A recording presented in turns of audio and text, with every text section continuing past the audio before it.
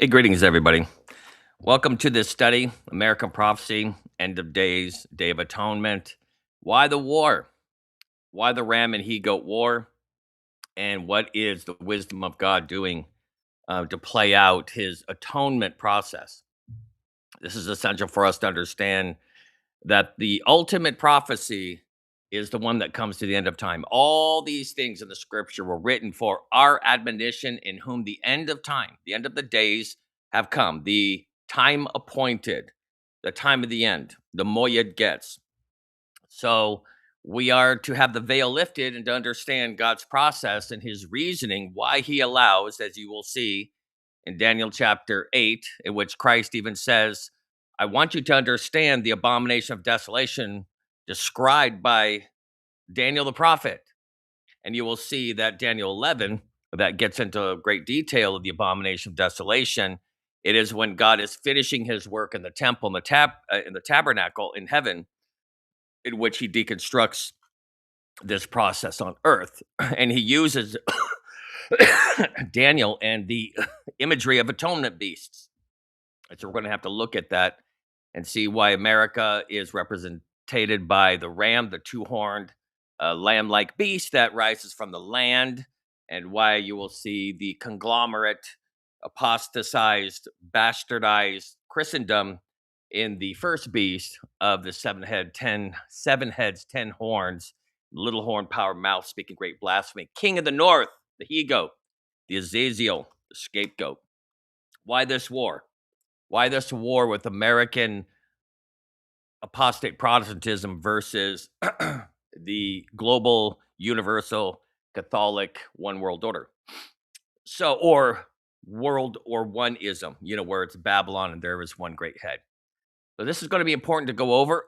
The imagery, excuse me, is very important because we are looking at temple imagery. We're looking at sanctuary typology for prophecy. So, what we want to do is ask God to take the testimony of Jesus, which this is what the tabernacle was always called, the testimony, the witness, the prophetic symbol and sign language that they carried throughout the desert, in which it has more relevance to the time of the end than even in their own time. So the testimony of Jesus is the spirit of prophecy. And the entire sanctuary itself, the services and everything was typological of Christ and his atonement and his work of atonement. So it does behoove us to understand the language of the ins and out of the atonement. So this is what we're going to do is we're going to spend some time why the ram, why the he goat, king of the north, king of the south, and try to establish what this ram, this lamb-like beast, why it is a desolation beast, why this war between the he goat and the ram, or the first beast of Revelation 1 and the second beast, where you have a sea beast and land beast. What we're doing right now is looking as to what God is doing. We see what's happening in this world. There's wars and rumors of wars, and God is bringing about the end of time. I think I don't have to spend too much time convincing anybody of that anymore. Like we could pretty much guess that one.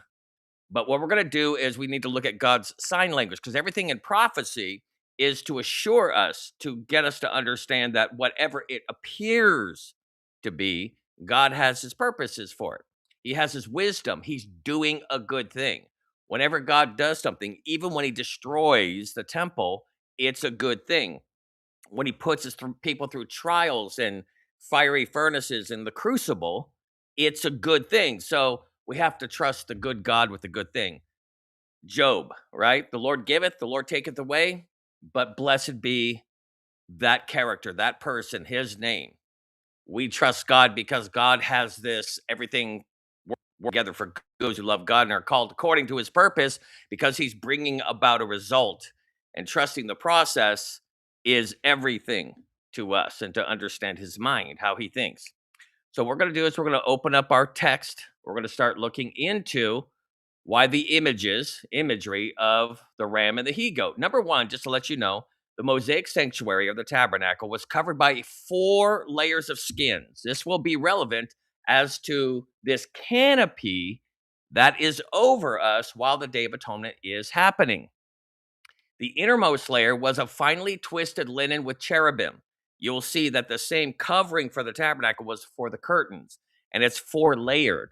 And so, what we want to see is what is this kafar, this covering, this thing that hangs over our heads as we have entered into the Day of Atonement. The second layer was made of goat hair, goat. The third layer was made of ram, skins dyed red. So we have the fine linen, and then the goat and the ram, and then you're going to have another covering, the final covering. The outer was a takash.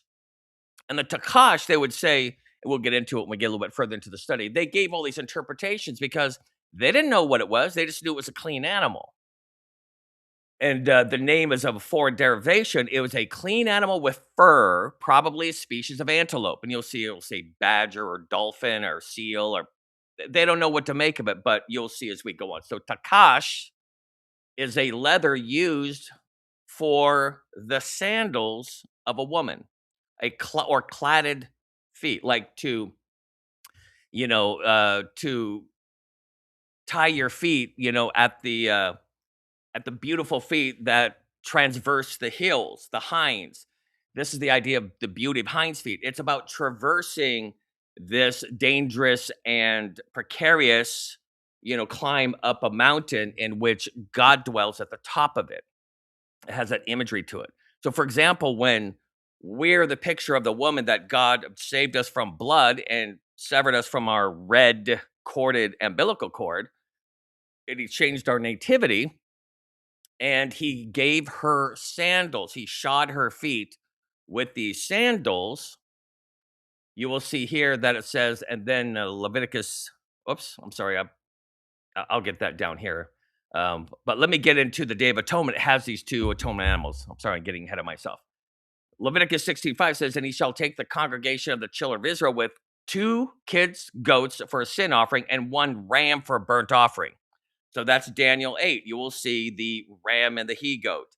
And this is all symbolic of the Day of Atonement. And you will see the 2,300 days of atonement of the Leviticus 26, 25, and 26, a day for a year of anniversary dates of the Days of Atonement, lands us to we're well into the Day of Atonement now.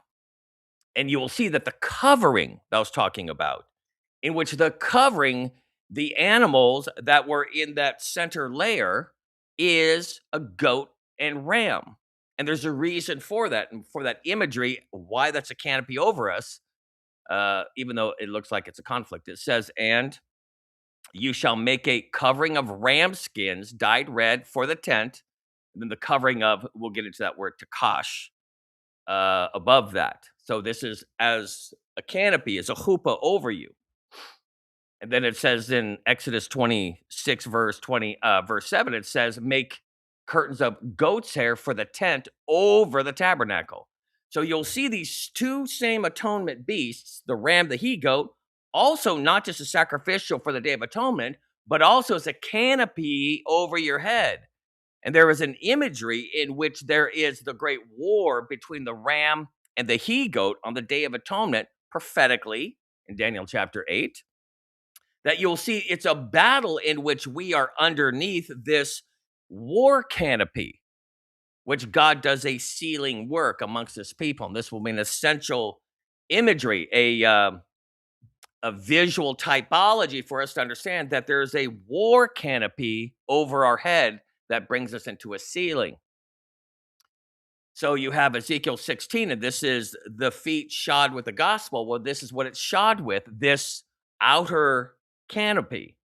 It says, and I clothed thee with broidered work and shod thee with takash, badger skin, but it's really, they're guessing. You're going to see all the different interpretations, but it's probably a type of an antelope or a hind creature that traverses the high, craggy path, dangerous, precarious path that goes up to the high places. So they'll say it's the place of badgers, or the place of the antelope, or the place of one that has the hinds able to traverse. How beautiful are the hinds? This is a key thing to understand. And it says, I shod thee with takash skin, and I girded thee about with fine linen, and I covered thee with silk.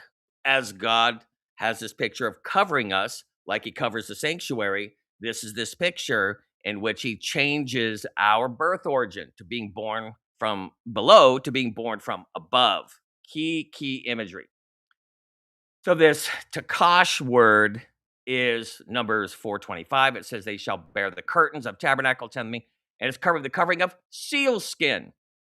Some translations say it was badger skin, same word, or it'll say porpoise skin, same word, or they'll say fine goat skinned leather, same word, or they'll say made of fine leather. That's probably the most accurate where you don't have to guess. It is of a high quality leather that can weather anything and stay supple. And that is the covering in which you can endure all things, including to use it for shoes when you traverse and you go upon this precarious and dangerous path called the way on top of it, the screen for the entrance to the tent meeting.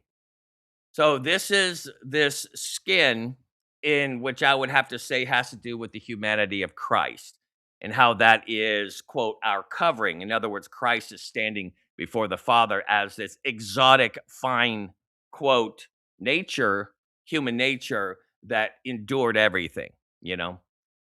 Or Numbers 425, these all been Numbers 425. It's interpreted as a covering of durable leather. So fine, durable leather is the best interpretation. In Latin, it's where you get the word taxidermy from.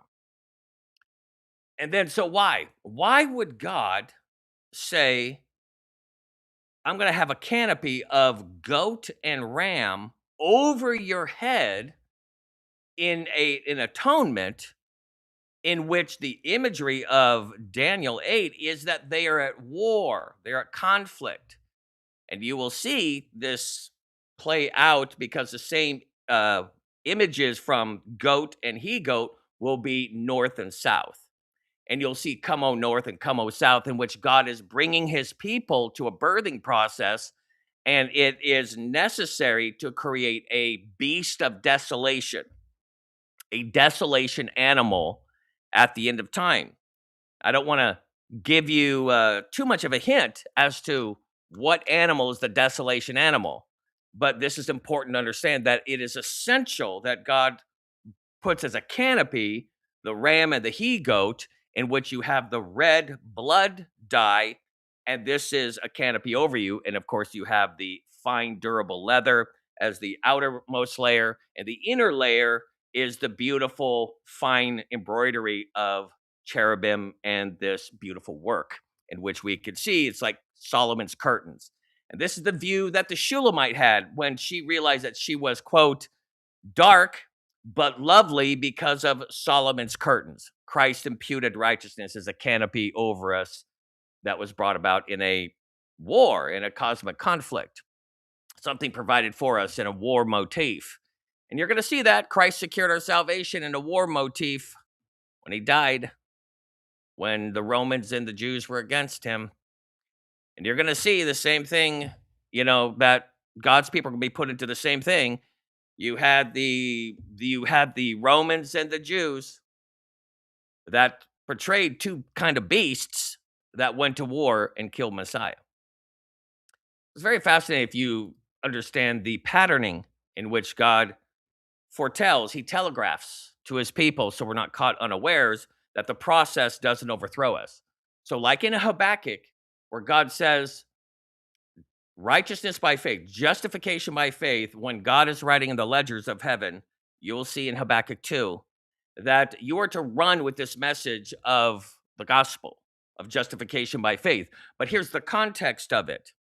Why is God going to embattle his people and allow this great war in apparent defeat to happen in this war motif? And it's God trying to do something for his people that by the human assessment, by human judgment, it doesn't make any sense. But God knows what he's doing.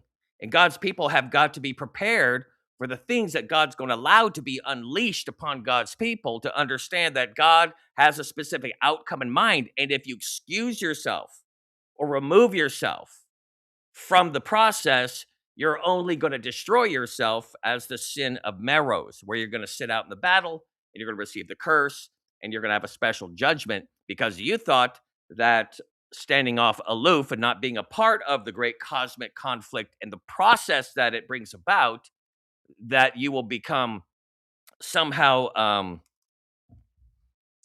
immune, or what's the really word I'm looking for? There's an immunity for you, and that immunity is not going to work. So it's very important that we embrace things that God allows, like Job did, you know, like Paul did, like all the prophets did. Habakkuk 1 2 through 12, it says, and this is always the cry of God's people. It was in Daniel 8, right before the 2,300 evening morning, was how long?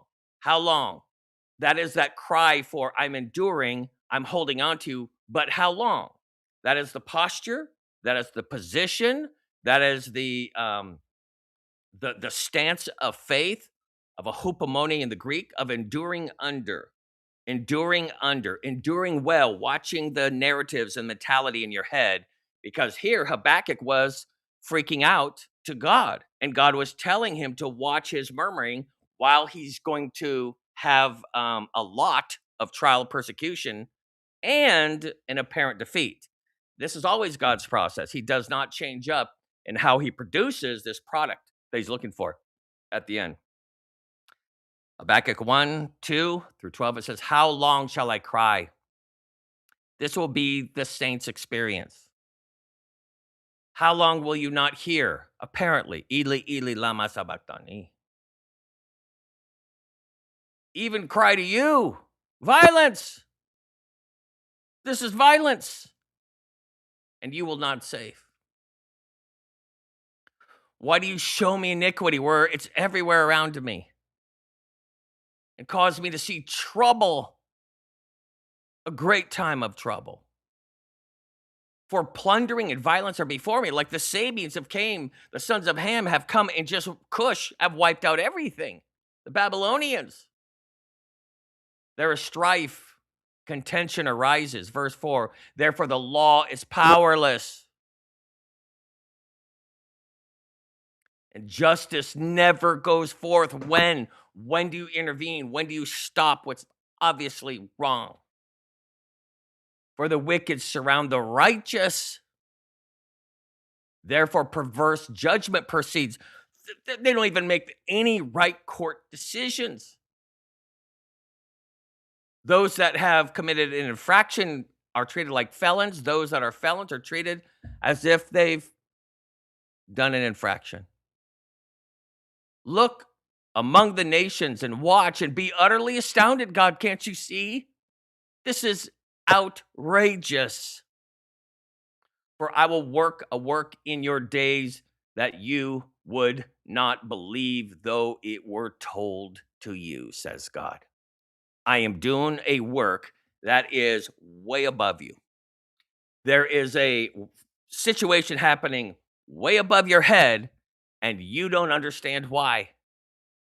You don't get why God is allowing this completely overwhelming canopy to hang unjustly over your head.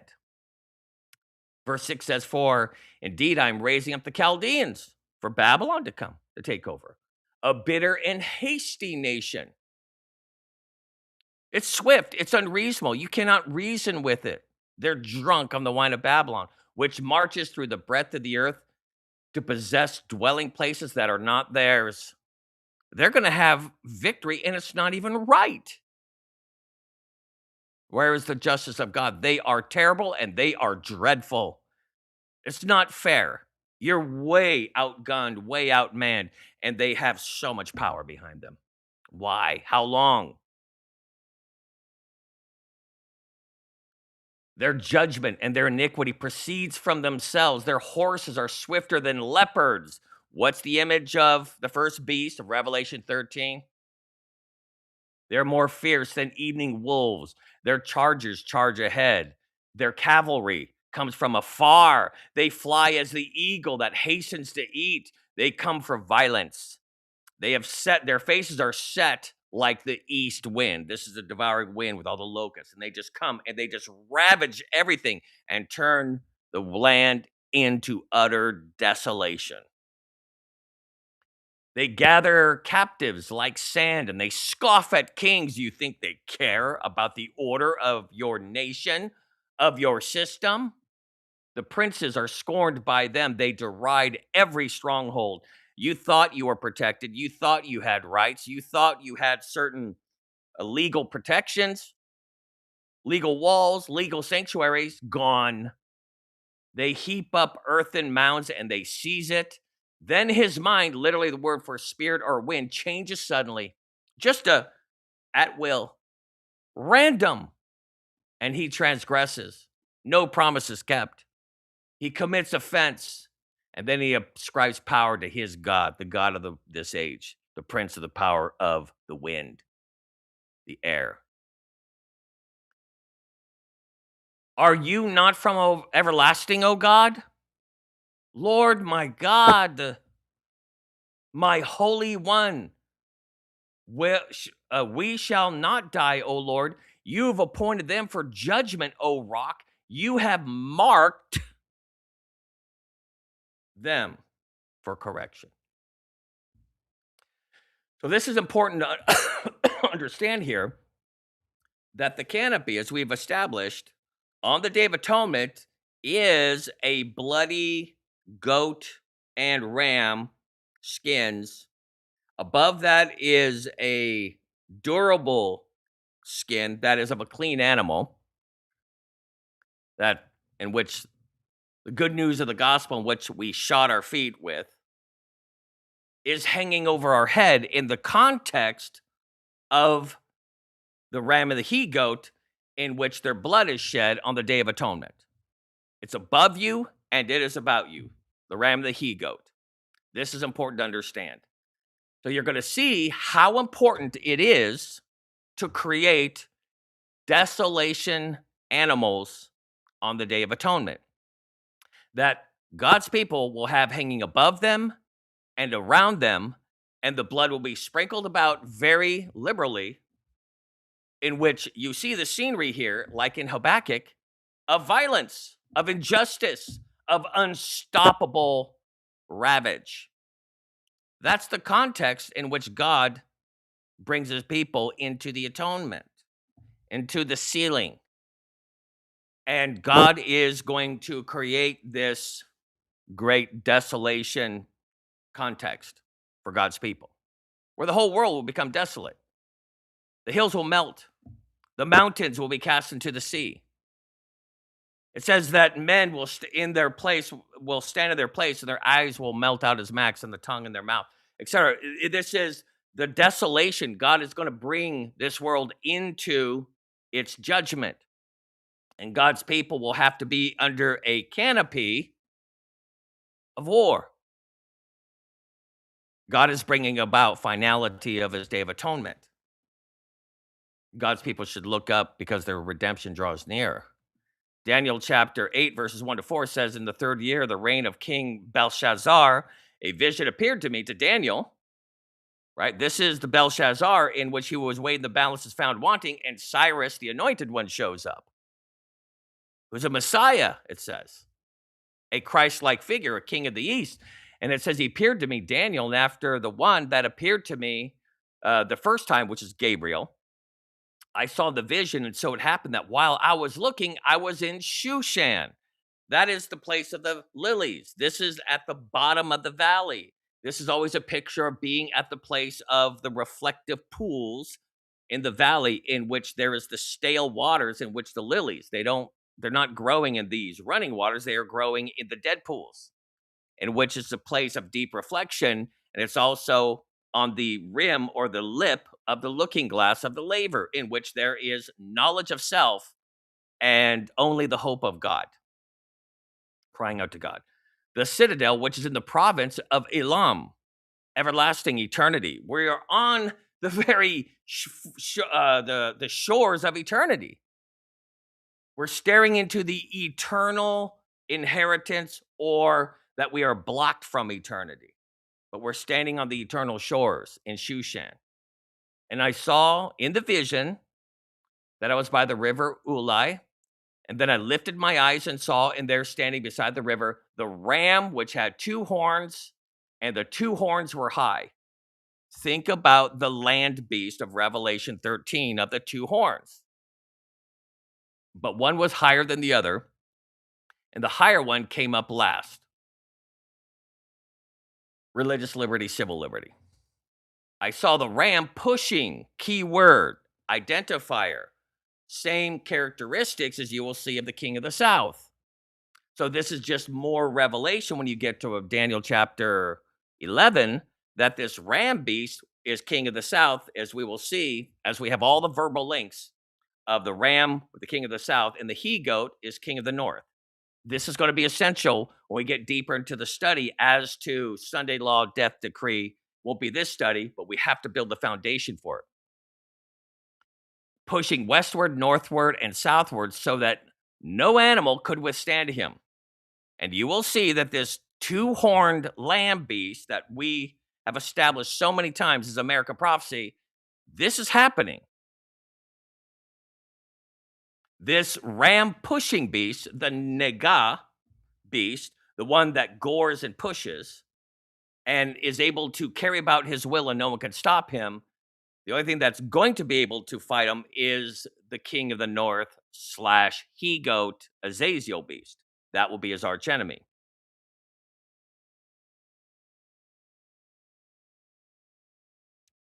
Just like the Protestants and the Catholics fought during the time of the Reformation, you're going to see this process play out. But it's going to play out for the worst at the end, and it will bring about the great context of desolation and the sealing of God's people. Nor was there any that could deliver from his hand this lamb beast with two horns. No, Nebuchadnezzar is a type of the king of the north, as you will see. He will be the he goat. You'll see here. And Persia, as you will see, will be the ram. But he did according to his will and became great. This king of the south, ram beast, pushed, and nobody can stop him, and he became great. That he carried out his will, he designated his will to be as such, and he pushed, and nobody could stop him. So let's look at that push again in Daniel 11, and you will see that this ram beast with two horns, this land ram beast of two horns, will be the king of the south. It says that Daniel 11, 40 to 41, 44 and 45, it says at that time of the end, the time of the end is Moed Getz. It is literally talking about the end of time, the time in which we live now. Moed Getz means the typology of the feasts, Passover, unleavened bread, Pentecost, all pictured as Christ resurrecting, and then the disciples handed the gospel herald. Those are the spring feasts. But then you have the end time feasts are called Moed Getz, or the appointed time of the end. And that is trumpets, and the last trumpet is Christ, cloud of glory. You have the Day of Atonement, and then tabernacles, which is where we're given new bodies and we enter into the New Jerusalem. And that's called the end of time, or the Moed Getz. So at that end of time, the Day of Atonement, period, the king of the south shall attack, push, nega, the same word, ram beast and king of the south, push. They're the same beast. They're synonymous. They're tied together. And the king of the north shall come against him like a whirlwind. You will see king of the north is associated with wind, whirlwind, just like we read in Habakkuk, where it says that the Chaldeans or Nebuchadnezzar came with a changing wind, a whirlwind, as you will see, that it goes to and fro as if the four winds are unleashed. Think about the book of Revelation with chariots, horsemen, and many ships. This was all pictured in Habakkuk, where Habakkuk says, why are you releasing the king of the north, Nebuchadnezzar, the he goat? Why are you releasing him to defeat God's people? And he shall enter the countries, overwhelm them, and pass through. Verse 41 says, he shall also enter the glorious land. The glorious land is literally where the king of the north is pushing down to enter into the temple area where God's people are. So what's essential to understand is that even anciently, when these prophecies were being fulfilled in the most literal sense in regard to topographically and geographically, what was happening is that the king of the south was protecting the tabernacle. You could also parallel this with the king of the north, Israel, literally had God's people divided in two, and the idolatrous people of God that became Israel was it you have Jeroboam and Rehoboam, that they assimilated with the kings of the north and they went straight into idolatry. That would easily be the Roman Catholic picture now as the first beast, that they are immediately, they're called God's people. They immediately attached themselves to idolatry and became king of the north, Babylon. The king of the south, literally Judah, was the protector of the sanctuary. And even in the battles between, the Greeks, and when they were fighting for power, you had the king of the south along with Egypt trying to protect the glorious land, or God's people. The king of the north has always tried to bring down, in every typological sense or any historical sense, have always tried to destroy the sanctuary. The king of the north has always been the enemy of the sanctuary, because Satan sees himself as a king of the north. He is there to be on the sides of the north, to sit as God, to be worshiped as God, to be in the throne of God. He's the God of this world, the God of this age. He's this sitting on his high mountain saying, I rule the whole world. But what I want is that temple in which Christ establishes his presence, that I shall dwell with you. If I have a temple between man and God, I have legal positioning to dwell with you. Christ, of course, says, I am that temple, and I'm the one that gaps heaven and earth as Jacob's ladder, etc.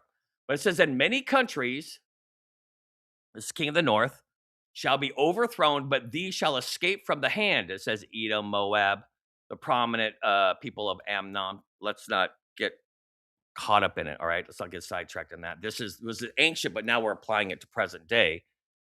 But verse 44, news from the east and the north shall trouble him. This is God speaking from his throne, and you'll see these are the seven thunders.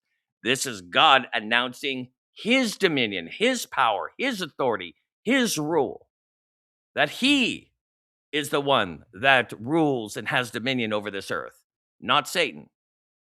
And it troubles him. It's the everlasting gospel that declares the power, the authority, the dominion of Jesus Christ. This is essential. So it says, therefore, he shall go out with great fury. Now, this is king of the north. King of the north has this fury, the same fury as Cain had towards Abel, the same fury that Esau had towards his brother Jacob. It's the same fury that his brothers of Joseph had towards Joseph. They were worried that he would have the same hema, the same fury. Satan always has this fury against Christ. You saw it when Jesus was being judged in a court proceeding. There was a hema there. There was a hate. There was a rage. There's an animal desire to devour and to destroy Jesus Christ amongst Satan. There's always been this king of the north satanic hatred of the glorious land, of the gospel, of God's people. The king of the south, as you will see, the ram beast, is there to protect that. But you'll see that it will play out in not so great a way at the end. Protections will be loosed. The ram beast will become a desolation beast. So the king of the north had great fury, hema, to destroy and to annihilate many. And he shall plant the tents of his palace between the seas and the glorious holy mountain. In other words, he's looking to remove the daily. He's looking to stand in the way between God's people and the sanctuary above, in which we have our status, in which we have our position, in which we have our identity, is we're absent from the body, present with the Lord, and our status is based upon a high priestly ministration of Christ at the right hand of God. And when Satan tries to antichrist this thing, or position or posture himself in between the heavenly temple and God's people, he is in essence casting the truth to the ground and trampling the sanctuary underfoot and Christ is stepping, excuse me, the Antichrist is stepping into the place of Christ. That's why it's called an Antichrist. It is in place of Christ. So we don't access the heavenly temple. That's why Satan has always hated the heavenly temple, the heavenly sanctuary, and the high priestly ministration of Jesus Christ. And he has always been at war with that. Always, always. When? Always. He wants to cast Christ to the ground. He wants to trample Christ underfoot. Why? Because he was cast down. He was defeated. He was humiliated. And when he met it with Christ in the wilderness, that's what he was telling Christ. You were cast down. You have been humiliated. You have been defeated. I'm here to comfort and to have compassion and to minister to you. Christ didn't buy it. So he does it. Satan's always looking to replace our faith in Christ at the right hand of God with what you can see, touch, taste, and feel here on earth with an replacement, a counterfeit system. Yet he shall come to his end, King of the North. No one will help him. Satan will be defeated. Satan will have no more dominion. But Satan and the King of the North will be at war with God's people who keep the commandments of God and have the faith testimony of Jesus. So King of the South, this goring pushing that you will see, this ram beast, it means literally a goring beast. And you're going to see why the King of the South, that is protecting the glorious land, protecting God's people, protecting the message and the gospel and the sanctuary, ultimately will be sacrificed by the King of the North, by the powers of Satan, by Satan's marshaling of the kings of the earth, and why the land beast, why the two-horned lamb beast, the ram beast, the ram beast that have protected God's people shall be made a animal of desolation, because he is a Nagah beast. He gores, he pierces, he's an animal that in the book of Exodus says must be put to death and sold for 30 pieces of silver, just like Christ was. He is pushing against the system of the King of the North, so he must be sacrificed. And the King of the South, the ram beast, the two-horned lamb-like beast, becomes a sacrificial offering at the end of time. And you'll see this in Exodus 21, 28, 31, and 32 says, if the ox gores, Nagah. This is this unique word of the ram beast, the two-horned lamb beast, King of the South, that pushes and protects the sanctuary, protects God's people against the King of the North that wishes to stand in between God's people and the sanctuary above. While that beast is a goring beast, a man or a woman, that they should die, that the ox shall surely be stoned, and his flesh shall not be eaten, but the owner of the ox shall quit. In other words, give up the animal. Verse 31 says, whether he have gored a son or have Nagah gored a daughter, according to this judgment, shall it be done unto him. If the ox shall push or gore or Nagah, this goring animal that you will see is the two-horned beast, the lamb-like beast, the land beast, King of the South beast, the goring beast, a manservant or maidservant shall be given to his master 30 pieces of silver, and the ox shall be stoned. And you will see that this King of the South, goring, pushing, two-horned beast will be designated as a goring beast, a dangerous beast, that which cannot be trusted in this King of the North global Babylonian community. I hope you're following me. If you're not following me, just hit, go back, watch the recording, stop, make notes if you can't follow me. And this, we're following the word, Nagah, this King of the South, ram beast, two-horned land beast, lamb-like beast. You will see that in Psalms 44:5 says, though he will push Nagah, our enemies, through thy name, we will tread them under that rise up against us. Initially, this lamb-like beast that comes up from the land, that is a protector of God's people, and has, in many other studies I've showed, delivered God's people. This Re'em beast, this called the unicorn in King James, unfortunate because it says it's a two-horned beast, that it delivered God's people.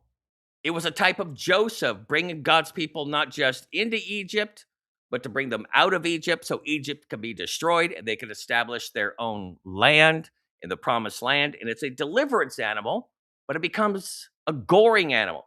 And it now is goring or pushing against the nations around it, just like Israel did.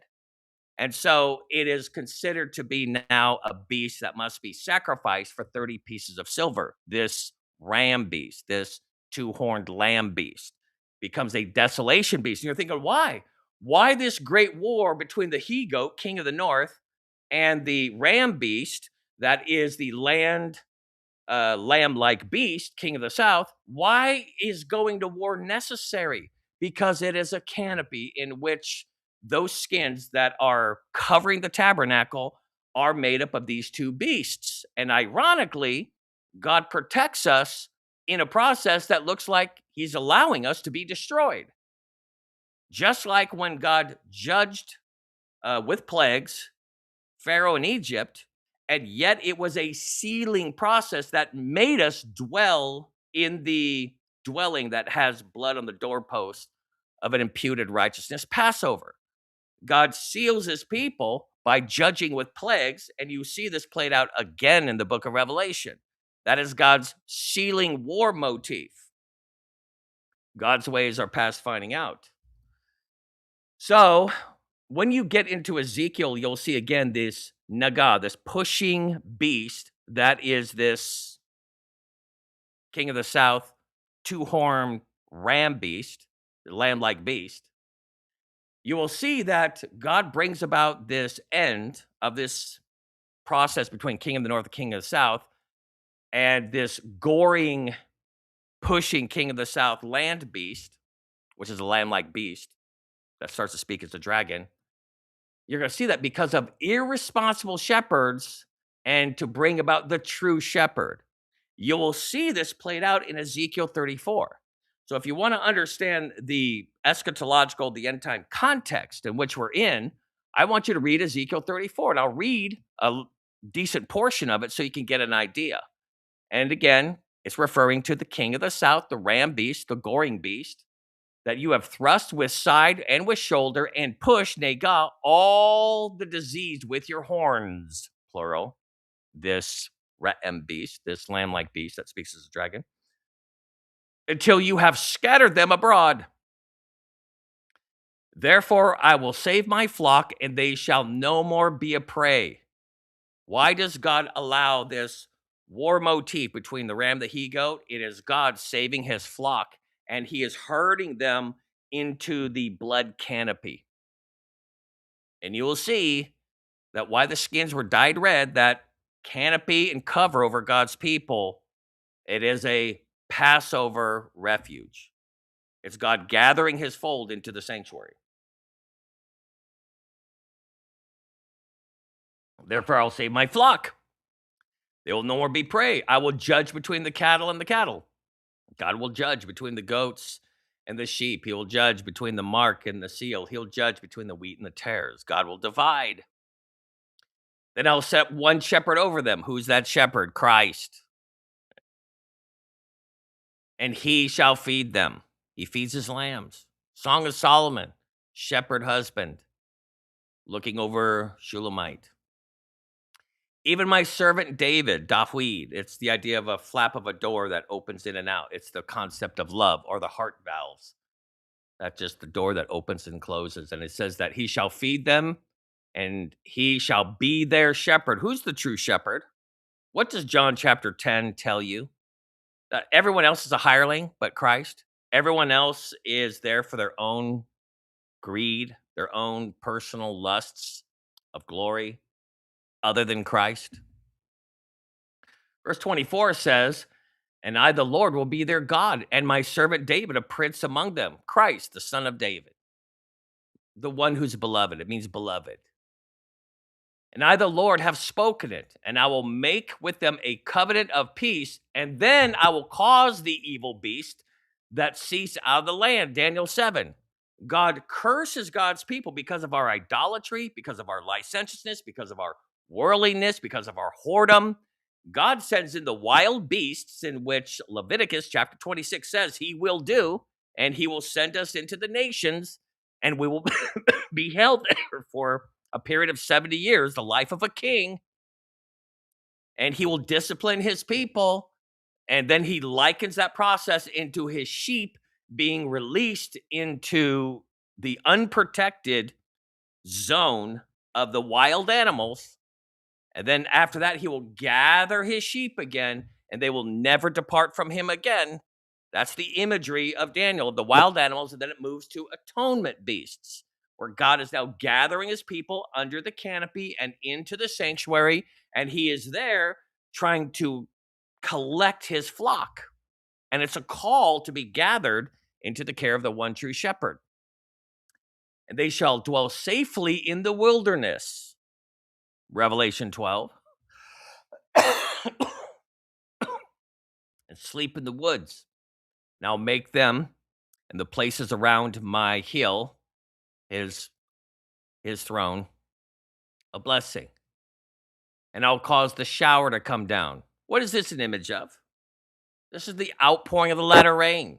This is what is happening now. This process of wars and rumors of wars and the clashing of ram and he goat for the gathering. A work that, if it was explained to you, you wouldn't believe it.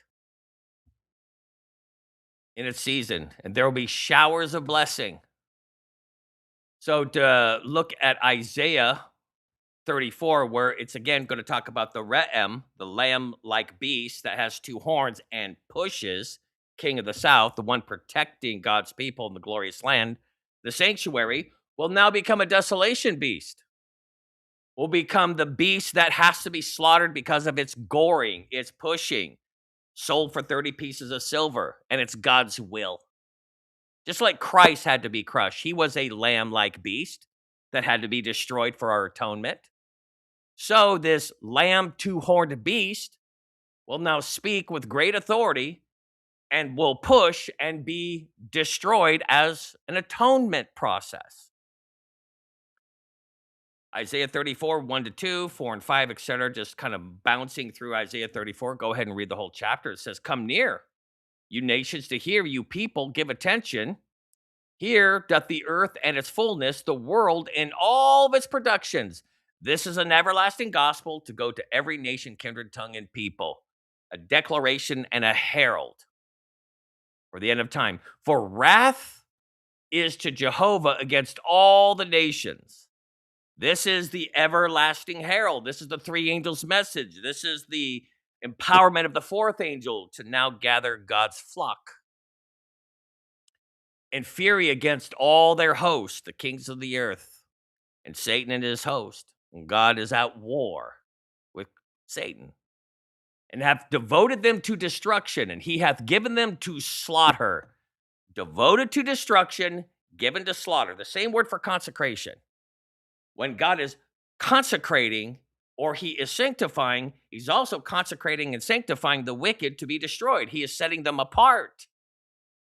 Those that are going to be God's object of heirship, he is also, quote, setting them apart.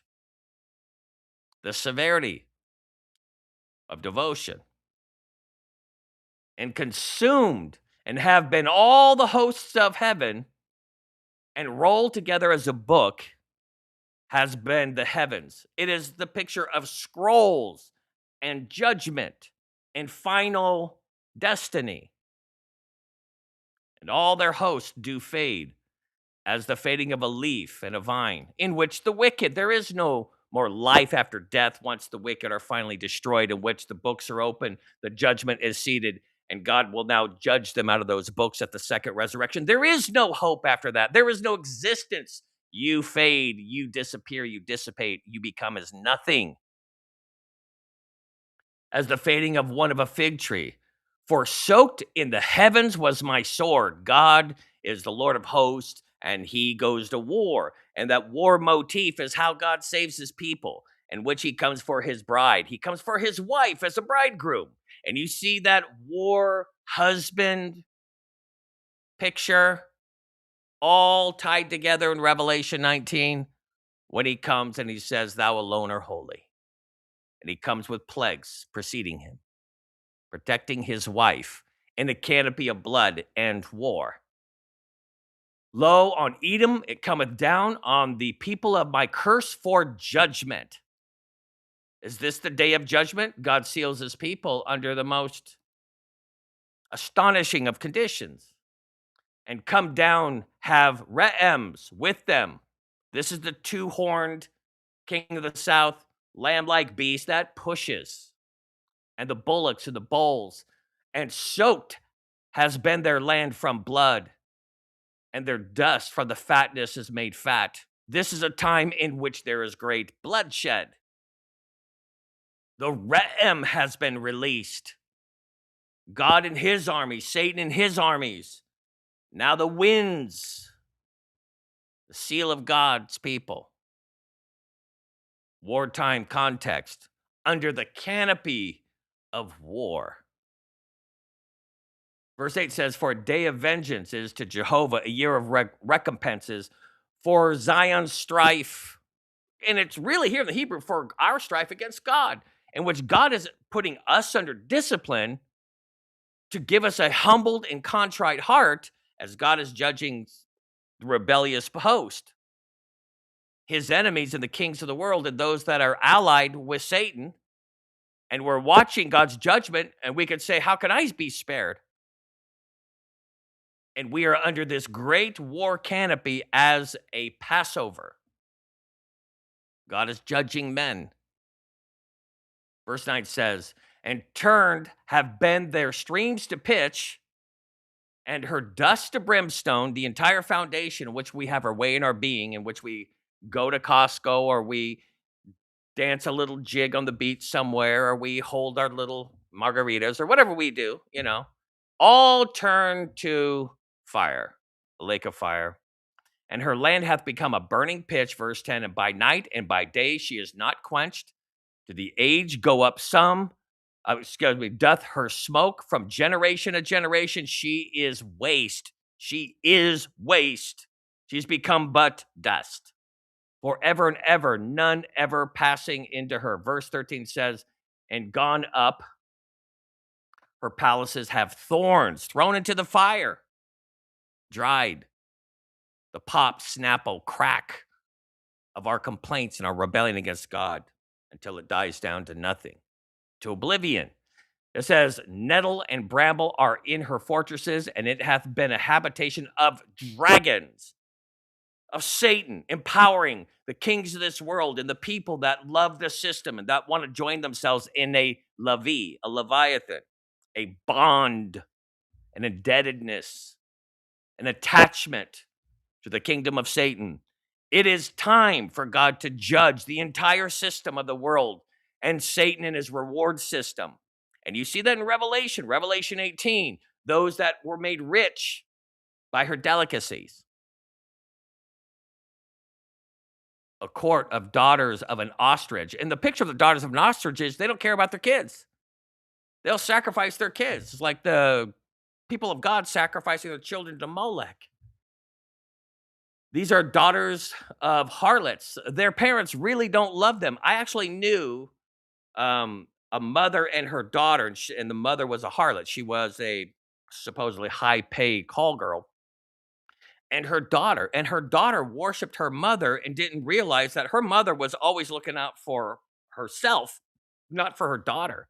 At some point, her daughter had to wake up and realize that her mother is an ostrich.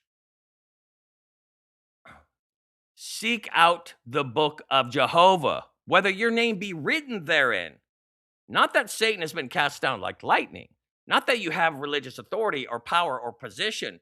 Not whether or not that you have a good status amongst the church or amongst the admiring class of people that you've surrounded yourself with, but whether or not your name is written in the Lamb's Book of Life, whether the ledgers of heaven have your name in it, that you're not blotted out, that happens to be everything to you and to me.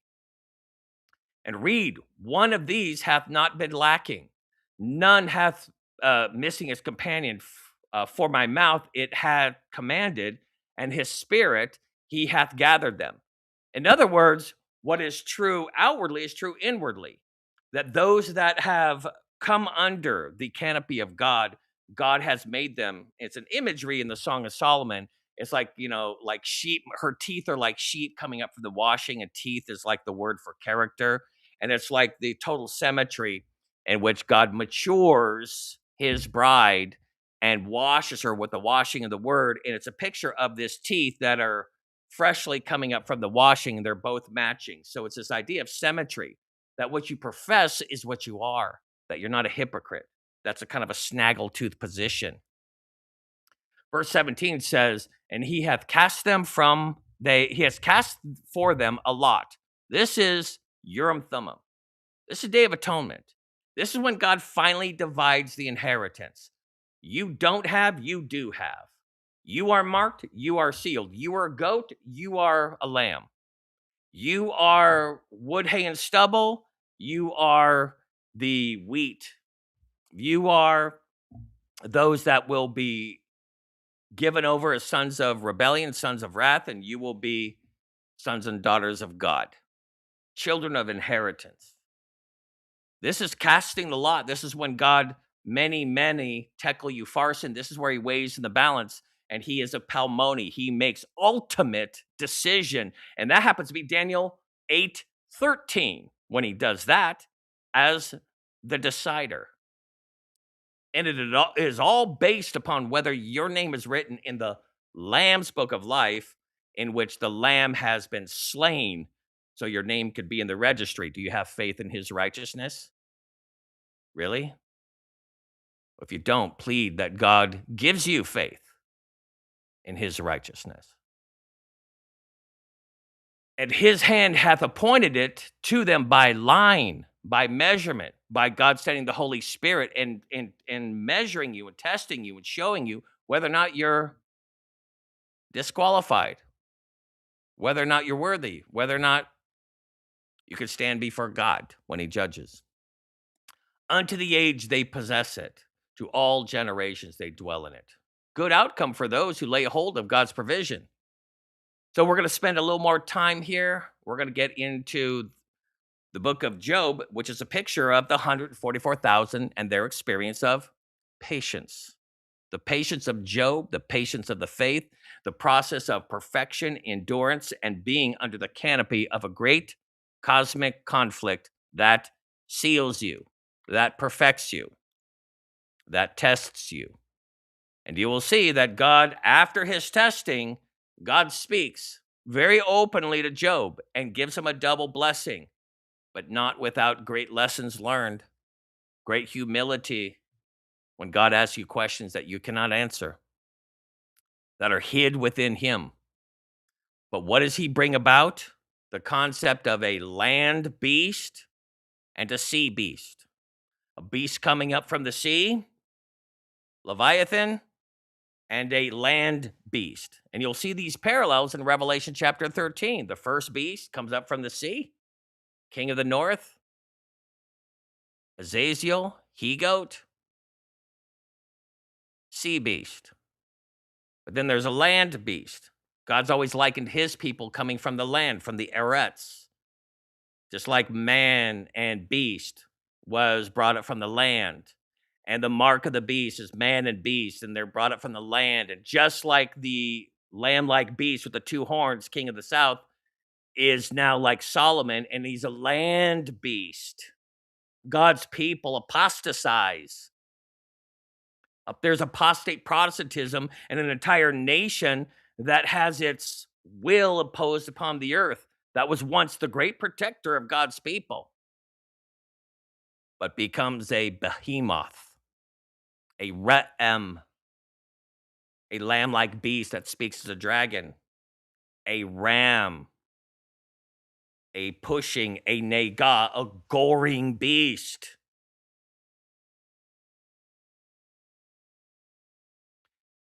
And so when God's talking to Job and he's all saying, look at now the behemoth, the land beast, which I made along with you, and he eats grass like an ox. He's a land beast. And he seems docile, right? Seems kind of cute.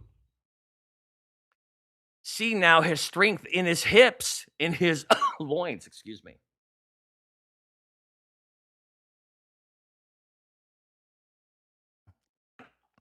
His power is in his stomach muscles. He's a consuming animal. He's got war power to consume, and he moves his tail like a cedar. The sinews of his thighs are tightly knit. This is a world power beast. Lamb like, Christian like, protector of God's people. Re'em. His bones are like beams of bronze, and his ribs are like the bars of iron. Do you know what that sounds like? The whale, the mammal fish that Jonah was swallowed up in. I'm just saying, it becomes quite the sealing context when this beast exhibits its power. Remember, Jonah's experience sealed him. It's verse 19. It says, and he is the first of the ways of God. He is the first of the ways of God. He's a lamb-like beast, a land beast. Man was drawn up by in the land. The beasts were drawn up in the land on the sixth day. And then he evokes the power to execute the power of the first beast. He's a land beast, and it's this Solomon's kingdom of 666, 666 talents of gold.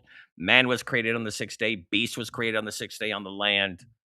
It's a lamb-like beast and becomes like Solomon did, became like a dragon.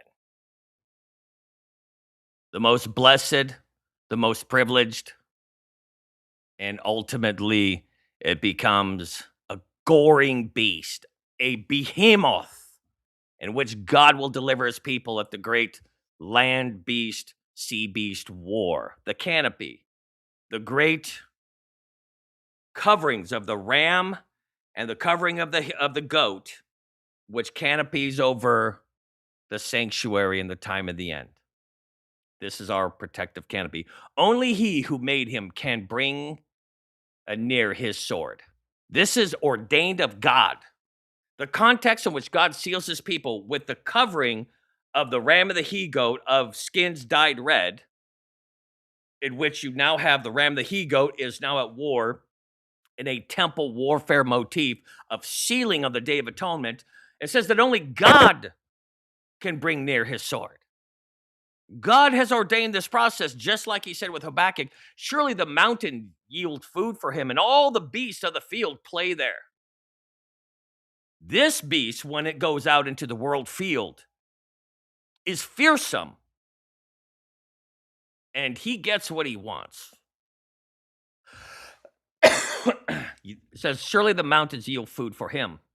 Verse 23 says, indeed, the river may rage, yet he is not disturbed. He is confident, though the Jordan gushes into its mouth, unafraid. So look at the context. I just read Job 40 and the land beast, because you also have Leviathan and sea beast. That's for another study. But we're trying to focus on King of the South, two-horned ram beast, in which this is a Re'em. This is a behemoth. This is one that eventually speaks as a dragon, though it was a protector and defender of the glorious land, of the temple, the sanctuary. And this war motif of the ram, the he-goat, is over the head of God's people as a sealing canopy.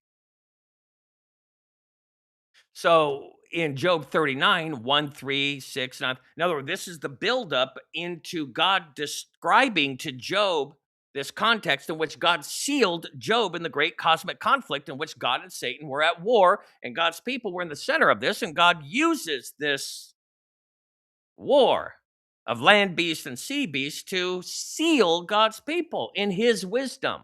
And so this is the buildup to it, where it says here, it says, do you know?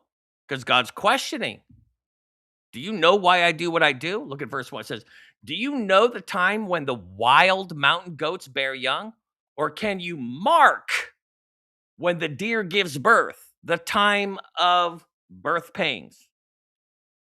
This is for God to decide how and when and in what process he uses to deliver God's people in the wilderness, in a birthing process.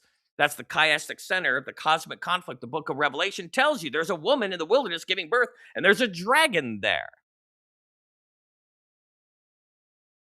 Verse 3 that says they bow down and they bring forth their young, they deliver their offspring. You'll see a whole psalm that it says when God twists, when he sends the winds, it's a birthing pain, it's a breaking, it's a stripping, it's a writhing, and he delivers his people in such anguish, but it is a sealing anguish.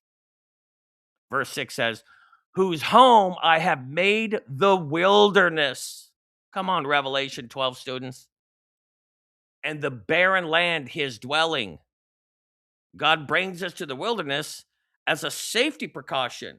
And it's not just so we don't feel pain, it's so we can enter into the twisting and the writhing of birthing pain as a protection in this amazing experience, in all this cosmic conflict. And the writhing and the trials and the testings is a sealing posture. Verse 9 says, will the Re'em, the lamb-like beast with two horns, this pushing beast, the Re'em, it's not translated here, the wild ox, the wild buffalo. Literally, in some translations, every time Re'em is used, it's just wild buffalo.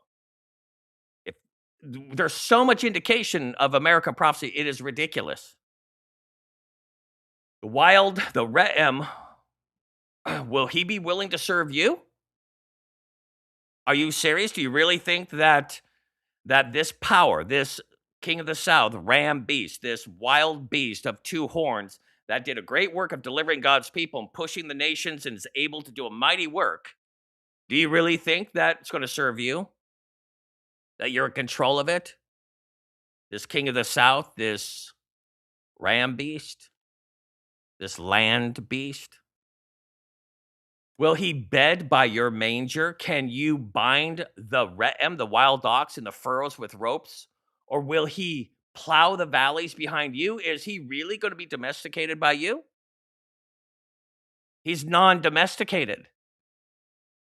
God sees himself as a domesticated ox, this wild delivering beast that is able to free God's people from their bondage in Egypt and is able to do great and glorious things to defend God's people, but it's a wild beast and it gores and is untamed. Will you trust him, verse 11, because his strength is great?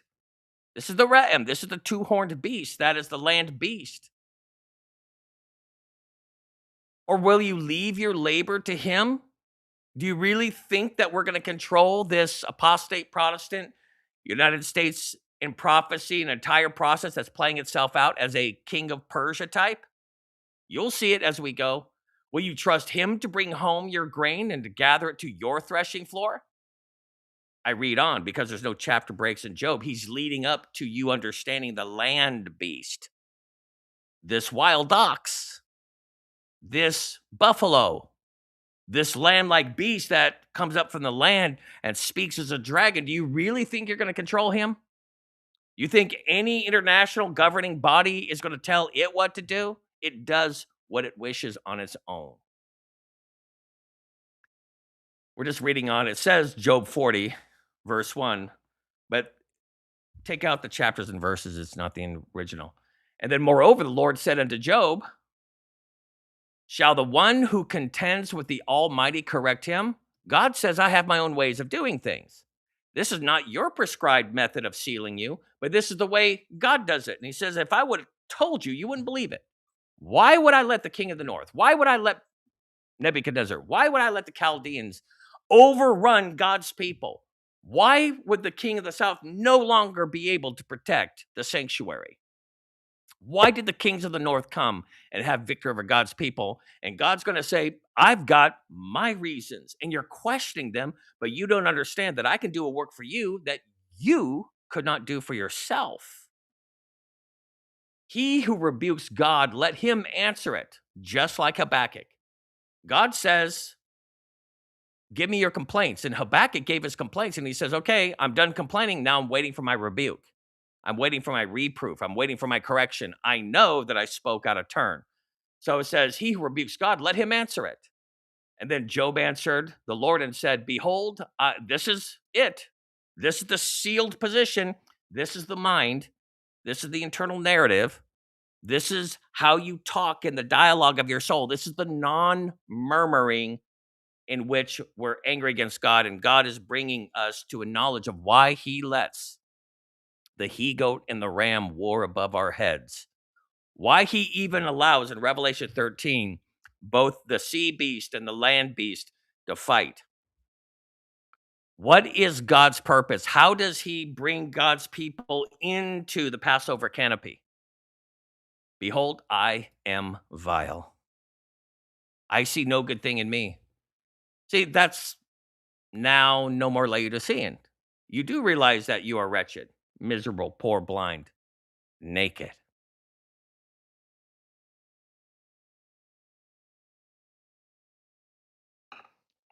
Are you going to now justify yourself before God? When He brought about the circumstances to seal His people, He says, what shall I answer you? I have no more self justification. I have nothing to present that I'm proud of. Welcome to the sealed position. I lay my hand over my mouth. Be silent. You are in the presence of God. You are in His temple, and God has filled His temple with His glory. I lay my hand over my mouth. Once I have spoken, but I will not answer. Be as Joshua the high priest standing before the angel of the Lord, in which your garments are filthy, but you have nothing to answer for. And God will remove your garment. Yes, twice, but I will proceed no further. The Lord answered Job, and He says, out of the whirlwind. And you will see that with the king of the north. He's the whirlwind beast. You'll see that association when we go on to the next part of this study.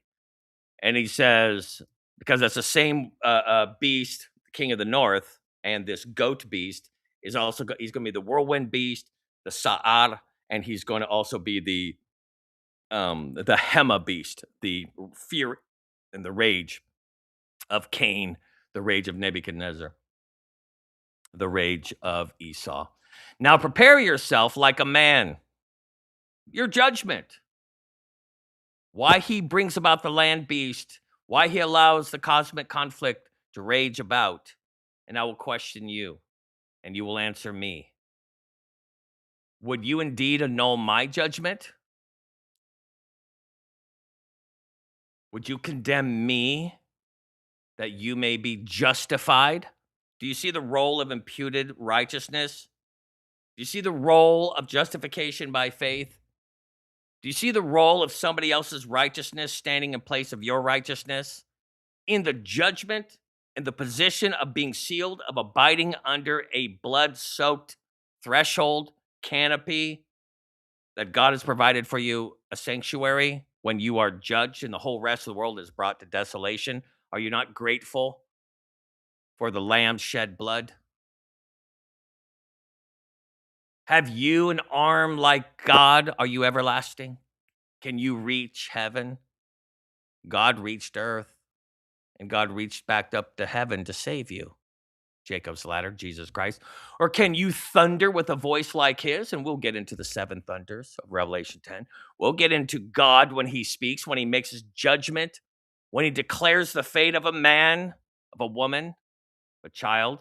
Then adorn yourselves with majesty and splendor. Go ahead, wrap yourself up in your splendor, in your glory. Like we do in the church. Like we do as Christians. Like we do when we prance around in front of each other on Sabbath. You know what we do. And array yourself with glory and beauty. Do it because it will take glory and beauty. It will take splendor and majesty to stand before God. There's only one. There's only one. Job says, I'm vile. I cannot justify myself. There you go.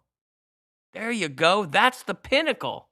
That's the top level of maturity. That's perfection right there. This is Job's perfection. Disperse the rage of your wrath. Look on everyone who is proud and humble him. Look on everyone who is proud and bring him low. Tread down the wicked in their place. Hide them in the dust together. Bind their faces in hidden darkness, then I also confess to you that your own right arm can save you. Go ahead, judge, and see how effective it is. You're right, thundering and lightning. In fact, let's get into the quote, seven thunders or the voice of the Lord, because now this is what Job is listening to. God is now thundering, God is now speaking, God is now declaring. Job is having to sit and listen to the declarations and the assessment of God. And his word is seven times brought to the purging. Perfect. Apples of gold and settings of silver. Fitly spoken. Psalms 29, 1 through 11 says, give unto Jehovah, you sons of the mighty ones. In other words, in the Hebrew, it literally says, you sons of God. Remember, whether or not you're in the house of God, the angels are sons of God. Men and women that are in a covenant with God are called the sons and daughters of God. You have to see whether you be of the household of God, and God lavishes you with an inheritance title of sons, which Christ has become the ultimate son for us, that we may have claim to inheritance. Give unto Jehovah glory and strength, which God demands, in which there is only one that has fulfilled the demand of majesty and glory and splendor and beauty. Verse 2 says, give unto Jehovah the glory of his name.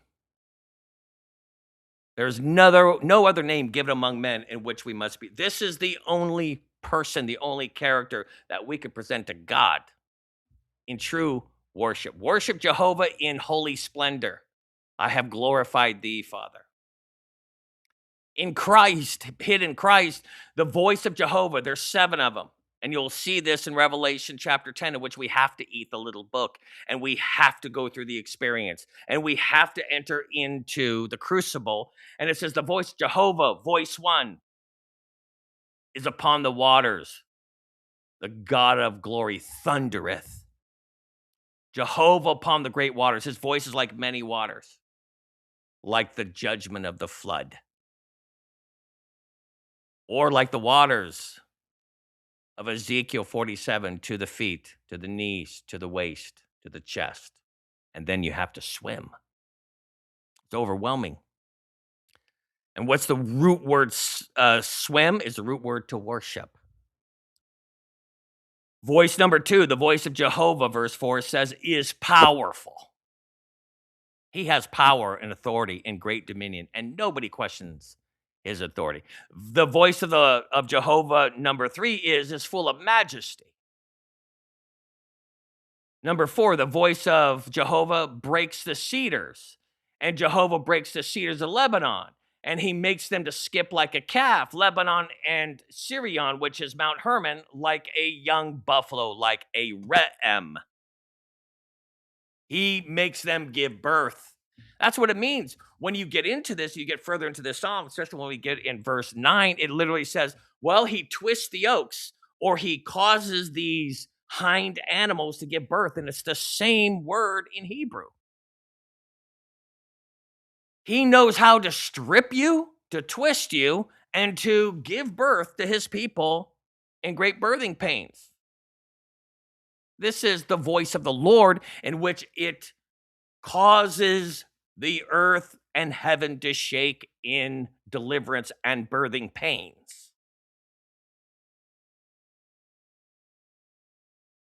Number 5, voice of Jehovah, which is verse 7.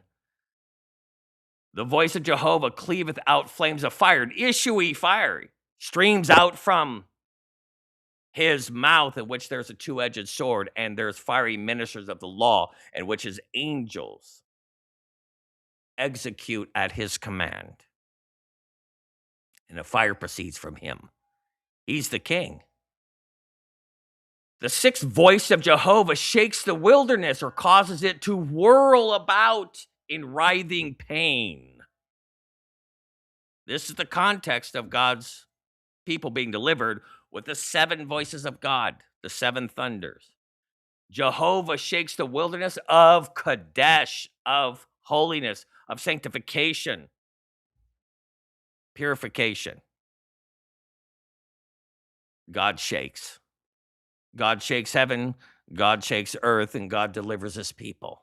As a woman that travaileth in birthing pain, this is the canopy in which God delivers his people. And if you try to make yourself exempt from this, you will disqualify yourself. The voice of Jehovah maketh the hinds to calve. What does other translations say? The voice of the Lord twists the oaks or causes the deer to writhe in labor.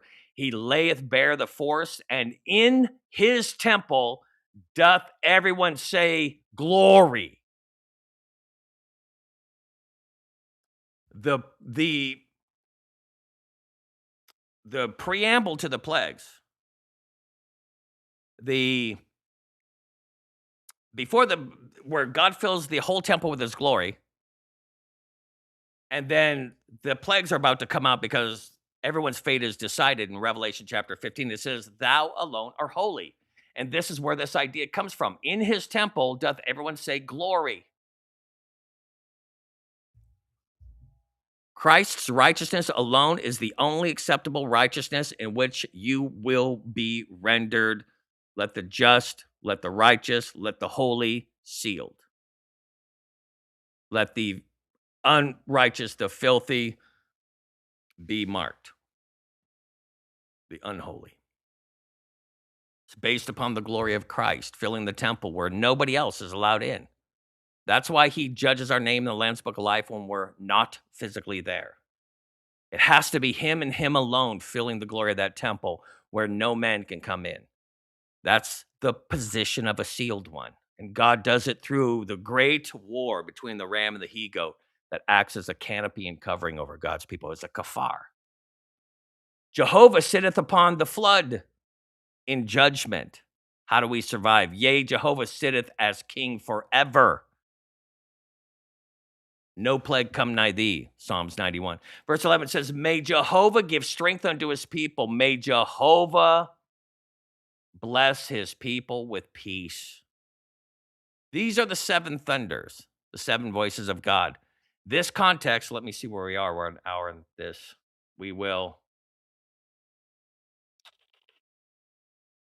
I'd have to say, well, let's end it, I think, right about here. We'll probably end it like that.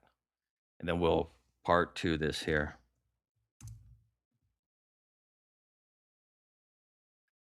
So Revelation 10, 1-7 says, And I saw still another mighty angel coming down from heaven, clothed with a cloud, and a rainbow was upon his head.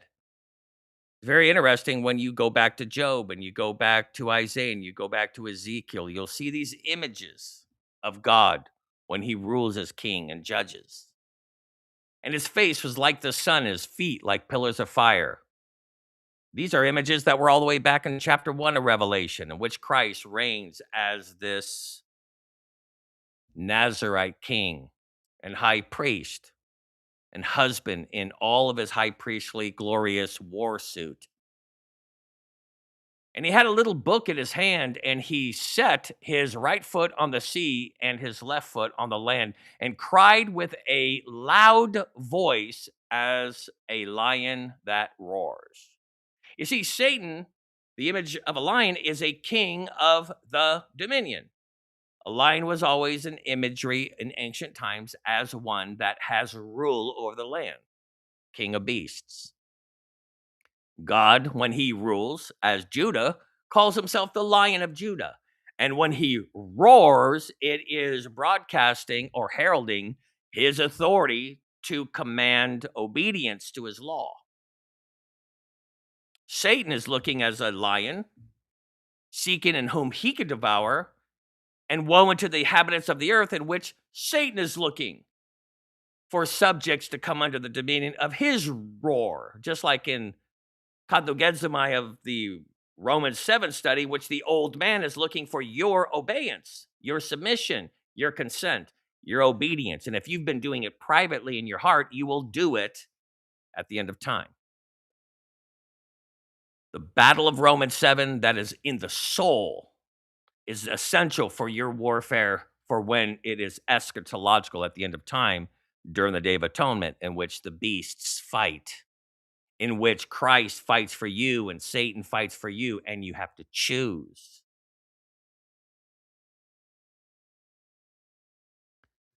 So God roars for our submission, for our consent, for him to be the Lord, our righteousness. We forget the Lord part.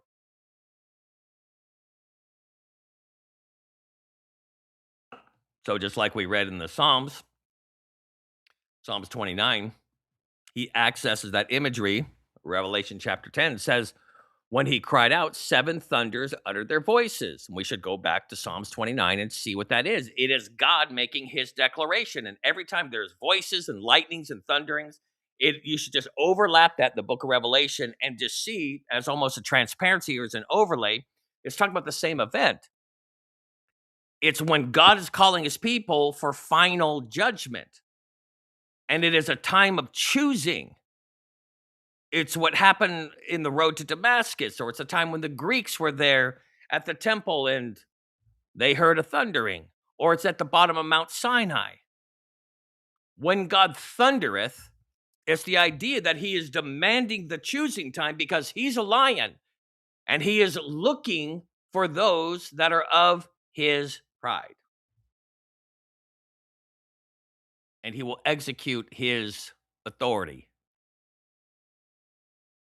Now, when the seven thunders uttered their voices, I was about to write, but then I heard a voice from heaven saying to me, you see, the necessity of sealing God's people. You're going to see this sealing up the scrolls, sealing up the people. You're going to see this sealing up motif or context of this.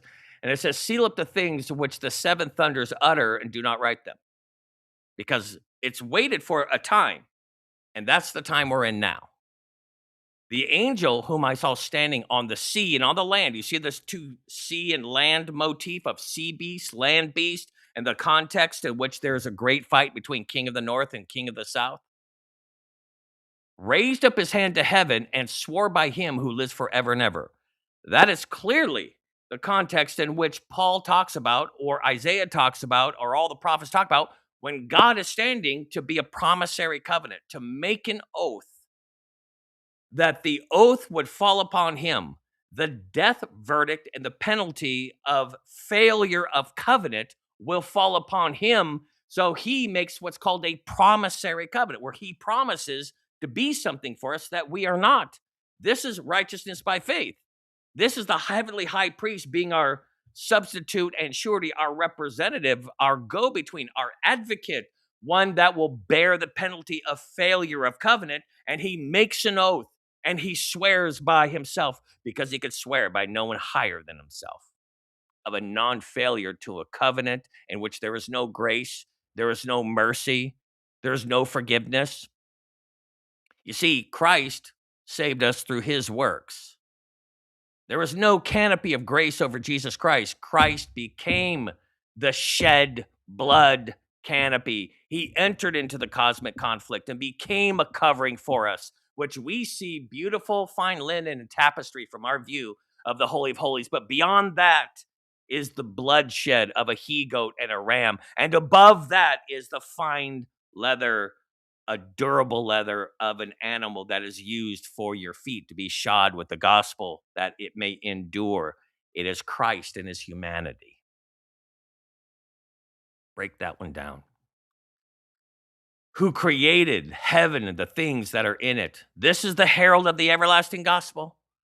This is fear God, give glory to him, for his hour of judgment has come. Worship him who made the created things of heaven, the things that are in it, the earth and the things that are in it, the sea and the things that are in it. There should be delay no more. It's the summing up of his registry. It is final judgment. It's whether or not you are weighed in the balances and found wanting. How long? This is the answer to it. How long? Delay no more. How long? This is the final registry. This is the final input. See that your name is not blotted out. But in the days of the sounding of the seventh angel, when he is about to sound, the mystery of God would be finished as he declared to his servants, the prophets. What is the mystery of God? It's interesting when I ask Christians, they always say, I don't know, it's a mystery. Not to Christians. What is the mystery of God? The temple was to be a revelation of a mystery. Christ was to be the entire fullness of the character of God on full display in all of its spectrum, that there is no shadow of turning. There is something about Christ that summed up the mystery of God to human beings, in which Satan has veiled our minds. He has darkened our minds. It says, like the Gentiles of Ephesians chapter 4, that Satan has darkened our minds. So, what has been revealed? That God was in Christ reconciling the world unto himself, that Christ became the Jacob's ladder. Christ himself became the reconciliation between God and man.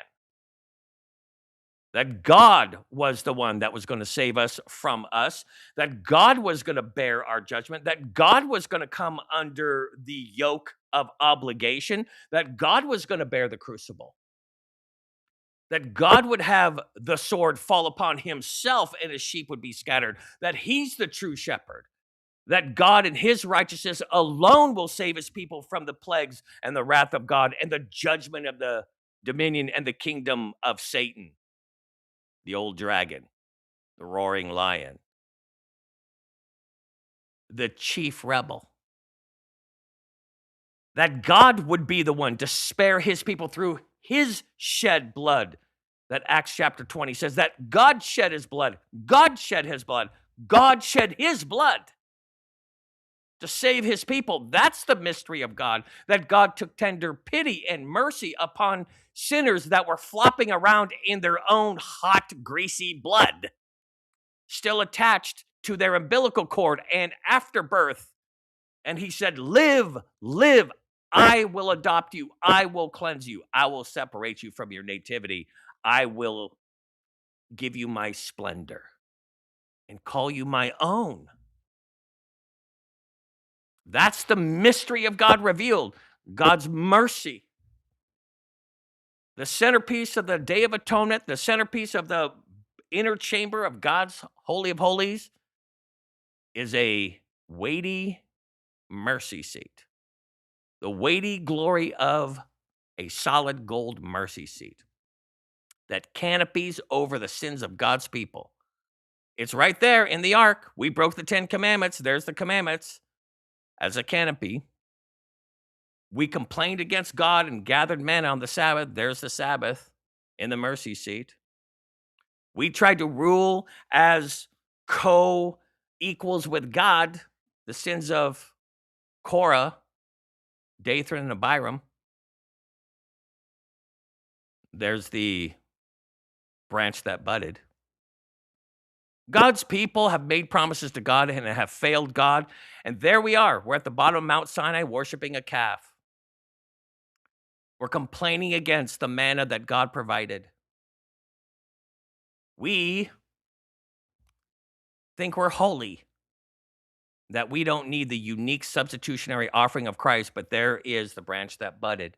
And God lays a heavy canopy over God's people's corporate sins against God and his government, his dominion. This is the mystery of God revealed. God is merciful, but the consequences fell upon God. So let's look, let's finish up, excuse me, with this. Excuse me. So sorry to cough in your ears. So Revelation, the verses that proceed, or continuing on with this great declaration of God's judgment. What is up with this little book? What's the little book? Well, a lot of people say the little book is Daniel. That's true. A lot of people say the little book is Lamentations. That's true. A lot of people say that the little book is the handwriting of ordinances that are against us, that are a set of scrolls beside the ark in which the kings have to completely copy out the book of Deuteronomy and then keep adding addendums and additions to the Deuteronomical book, Hence Samuel, First Samuel, Second Samuel, First Kings, Second Kings, First Chronicles, Second Chronicles, the ongoing sins of God's people. And that was called the little book. What about the seals in which John wept over? That was called the little book. What is this little book? What's it reference to? Well, it's really the key is going to be in Lamentations in so many ways. It is the curses that fall upon God's people for breaking up the covenant. And even with Christ's imputed righteousness, we still endure the consequences of the fall of Adam and the fact that humanity is under the sway of Satan. And God even allowed Job to bear the experience of what it means to have Satan rule this world. And you have to eat the book. When Christ says, I am the bread of life, this was figurative of, I'm the bread. You want to eat the bread? And everyone wanted to walk away. Nobody wants to deal with consequences. Nobody wants to deal with the outcome. Nobody wants to deal with the curses of our covenants. Nobody wants to bear the consequences of the false and broken oaths that we've made to God, in which it is recorded in heaven. And even King David, in his failure, he did all that pleased God until Uriah the Hittite, and he had to eat the little book. He had to eat the consequences for the rest of his shivering life, his trembling life. Absalom's rebellion, everything that was a curse in David's life after that was the eating of the little book. And God says that this experience, that's sweet in the mouth, our forgiveness, but bitter in the belly when there is consequential outcome. You may not, quote, be the person that atoned for your sins outside of God having it fall on his shoulders, but he gives God's people something to eat. That manna led them into trials and testings. Following Christ leads you into affliction and trial and reproach and persecution. Christ said it. He said it on the Mount of Olives. He said it. You be my disciple. You're going to have to forgive. You're going to have to bear. You're going to have to eat the book. You're going to have to eat the manna. You're going to have to bear these experiences. We call it sanctification. We call it a Kodesh. And this is something in which God says it's essential. This is the hidden manna. And you follow me, and you will have these experiences in which you will evoke the wrath of sin, self, and Satan himself. You follow me, you will have trouble in this world. You follow me, you will have persecution. Eat the book. Eat the enmity. Eat the reproach outside the gate. Eat the trials and the affliction that comes as a normal thing to those who follow Christ in the wilderness. Eat the book. Eat the book of being prepared for your judgment. Eat the book that's going to get you to stand right before God in humility and in contrition. Eat. Eat the manna that brings you to your trials, that brings you to your testings.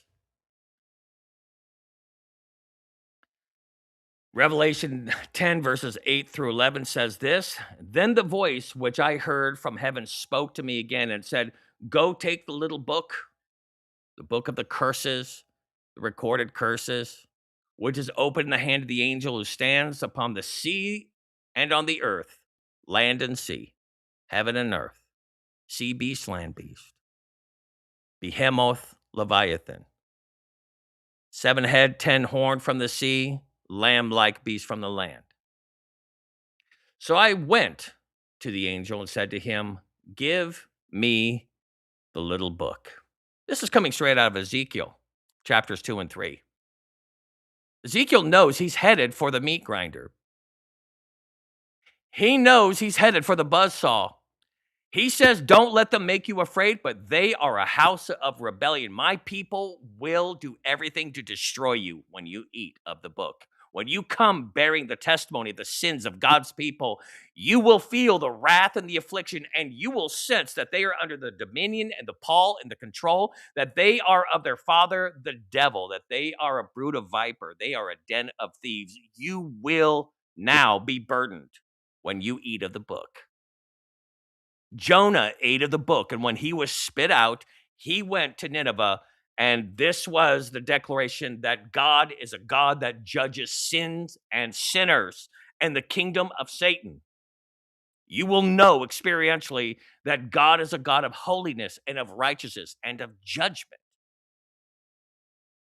And you need the mercy that is pending over our heads, and which Christ, whose his blood was shed, is both God and man, bringing in everlasting righteousness. This is the mystery of God.